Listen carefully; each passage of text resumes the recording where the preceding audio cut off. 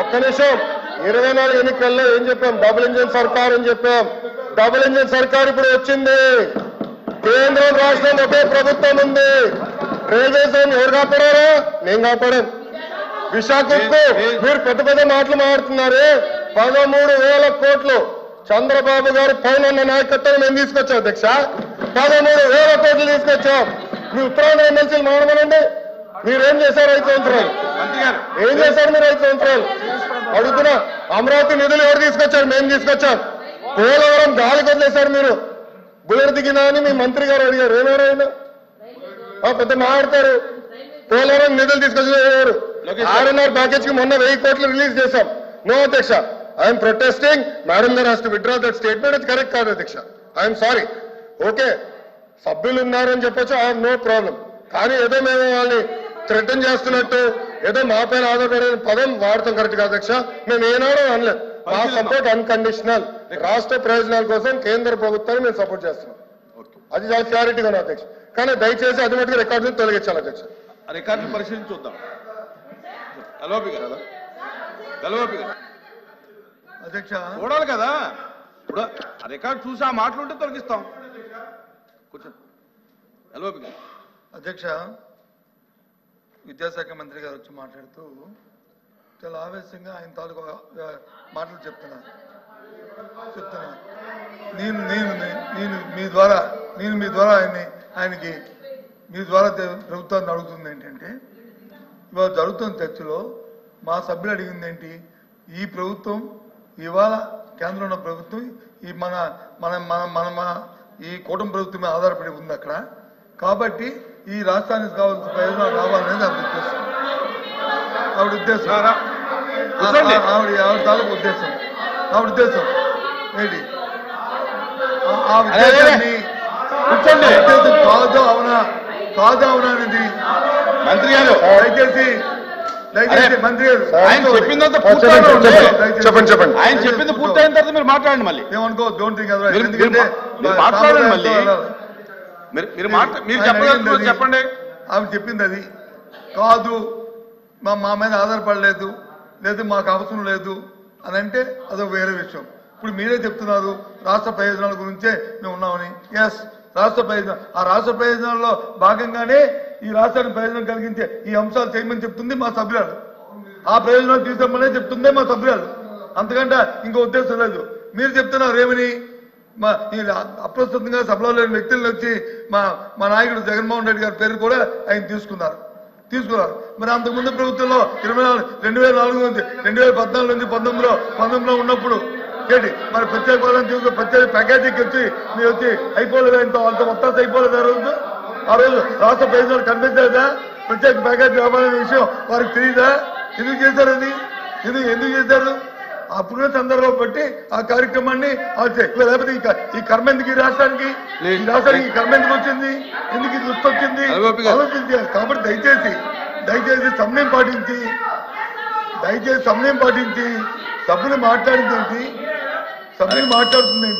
తర్వాత మీరు దానికి మీరు రిప్లై చెప్తారు. చెప్పండి.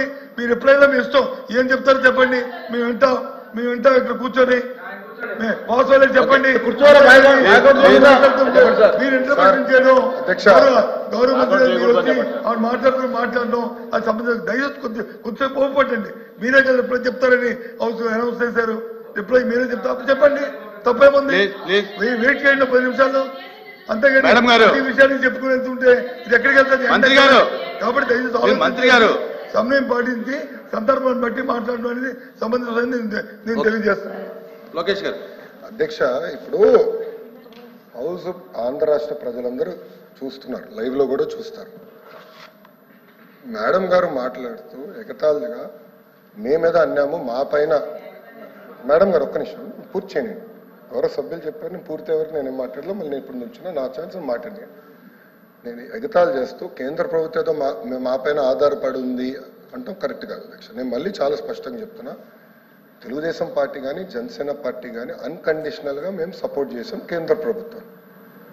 ఆనాడు ప్రధానమంత్రి గారిని చంద్రబాబు నాయుడు గారు కానివ్వండి, పవన్ అన్న కోరింది రాష్ట్రాన్ని మీరు కాపాడాలి, పెట్టుబడులు నిధులు ఇవ్వాలి అని చాలా స్పష్టంగా చెప్పాం.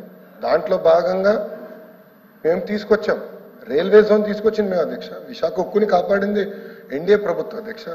గతంలో కాపాడింది ఎన్డీఏ ప్రభుత్వం, మళ్ళీ కాపాడింది ఎన్డీఏ ప్రభుత్వం అధ్యక్ష. వాజ్పేయి గారు కాపాడారు, ఇప్పుడు నరేంద్ర మోడీ గారు కాపాడారు. మేము వెళ్ళి మాట్లాడాం, మేము చర్చించాం, అది జరిగింది. అంతేకాకుండా అధ్యక్ష అమరావతికి నిధులు తీసుకొచ్చాం, పోలవరానికి నిధులు తీసుకొచ్చాం. సో అధ్యక్ష మళ్ళీ నేను మేడం గారిని కోరేది, కేంద్ర ప్రభుత్వం సహకారం ఆంధ్ర రాష్ట్రానికి చాలా చాలా అవసరం. వక్రీకరిస్తూ ఎగతాలు చేస్తూ మాట్లాడటం కరెక్ట్ కాదు. మేము అన్కండిషనల్ గా సపోర్ట్ చేసాం. యూఆర్ పార్ట్ ఆఫ్ ఎన్డీఏ అధ్యక్ష. మళ్ళీ ఎన్నిసార్లు చెప్పాలి నేను? మా సపోర్ట్ అన్కండిషనల్. ఎన్నికల ముందల మేము చేరం.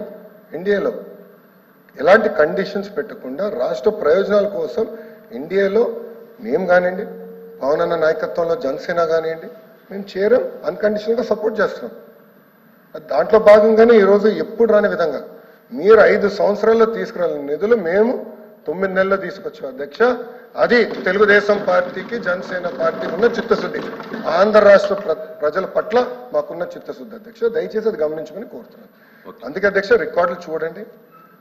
నాకు తప్పు అర్థం ఉంటే ఓకే, నో ప్రాబ్లం, కానీ దయచేసి రికార్డులు పరిశీలించి తొలగించమని కోరుతున్నాను.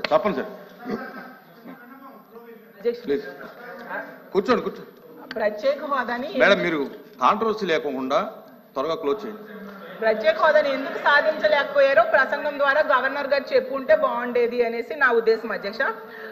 సరే అధ్యక్ష, ఇంకా ధరల కోసం తీసుకుంటే ఎన్నికల ముందు చెప్పారు అధ్యక్ష, కరెంట్ బిల్లులు తగ్గిస్తామని చెప్పారు, పెట్రోల్ ధరలు, డీజిల్ ధరలు తగ్గిస్తామని చెప్పారు, నిత్యావసర సరుకుల ధరలు తగ్గిస్తామని చెప్పారు. కానీ ఇప్పుడు అధికారంలోకి వచ్చింది కూటమి 9 నెలల్లో అసలు ఈ స్వాతంత్రం వచ్చాక ఎప్పుడు లేనట్టుగా ధరలు పెరిగిపోయాయి అధ్యక్ష. అసలు అధికారంలోకి వచ్చాక పెట్రోల్ డీజిల్ మీద ట్యాక్సులు తగ్గిస్తామన్నారు, ధరల మీద అవి కూడా రూపాయి కూడా తగ్గించలేదు అధ్యక్ష. ఇవన్నీ కూడా ఎందుకు తగ్గించలేదు అనేది గవర్నర్ గారు ప్రస్తావించలేదు అధ్యక్ష. ప్రతిదానికి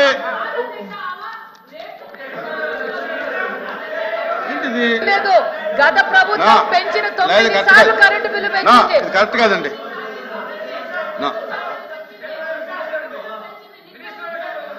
ఏంటంటే ఇప్పుడు కన్సర్న్ మినిస్టర్ మాట్లాడవచ్చు, ఇబ్బంది ఏం లేదు. ఇప్పుడు ప్రతి సబ్జెక్ట్ కి లేకపోతే ఎలాగా? సభ ముందుకు జరగాలి కదా, సభ ముందుకు వెళ్ళాలి కదా. విద్యుత్ శాఖ మంత్రి మాట్లాడతాడు. మేడం గారు మాట్లాడతా. ఇప్పుడు రిప్లై ఉంది, వాళ్ళు ఏదైనా కరెక్ట్ కాకపోతే మీరు కరెక్ట్ చేయండి, రిప్లైలో తప్పేం లేదు.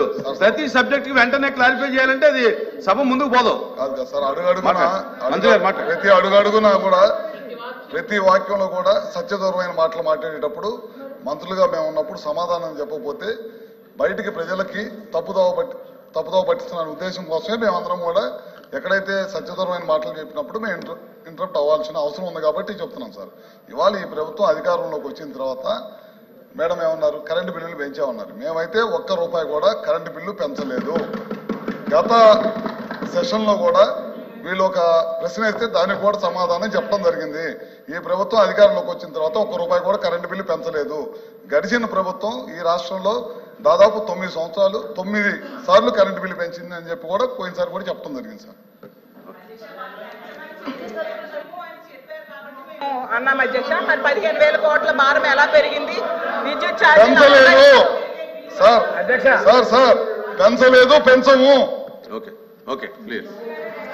ఎన్నికల్లో ఏమో సంపద సృష్టిస్తాము, ఆస్తులు సృష్టిస్తామని చెప్పారు అధ్యక్ష. ఇప్పుడైతే అప్పులు సృష్టిస్తూ ఉన్నారు అధ్యక్ష. అలాగే తీసుకుంటే ఎన్నికల టైంలో మనం చూసాము అధ్యక్ష, అరచేతిలో స్వర్గం చూపించారు. ఈరోజు చూస్తే ప్రజలైతే నరకం అయితే అనుభవిస్తున్నారు అధ్యక్ష. యాక్చువల్ గా ఎన్నికల్లో బాబు షూరిటీ భవిష్యత్ గ్యారంటీ అన్నారు అధ్యక్ష. ఇప్పుడైతే బాధుడి గ్యారంటీ అన్న టైపుగా అయితే పాలన ఉంది అధ్యక్ష. అది అందరూ అంగీకరించాల్సిన నిజం అధ్యక్ష. గతంలో జగన్మోహన్ రెడ్డి గారి పాలనలో ప్రజలకైతే అమ్మఒడి వచ్చేది, విద్యా దీవెన వచ్చేది, వసతి దీవెన, చేయూత, ఆసరా ఇవన్నీ వచ్చేవి అధ్యక్ష. రైతు భరోసా అన్ని వచ్చేవి. ఇప్పుడైతే కూటమి దగా అనే పాలసీ మాత్రం వస్తూ ఉంది అధ్యక్ష, అంతకంటే ఇంకేం రావట్లేదు అధ్యక్ష. చివరిగా అధ్యక్ష 9 నెలల్లో తీసుకుంటే గతంలో శరవేగంగా జరుగుతున్న మెడికల్ కాలేజీల నిర్మాణం ఆగిపోయింది అధ్యక్ష.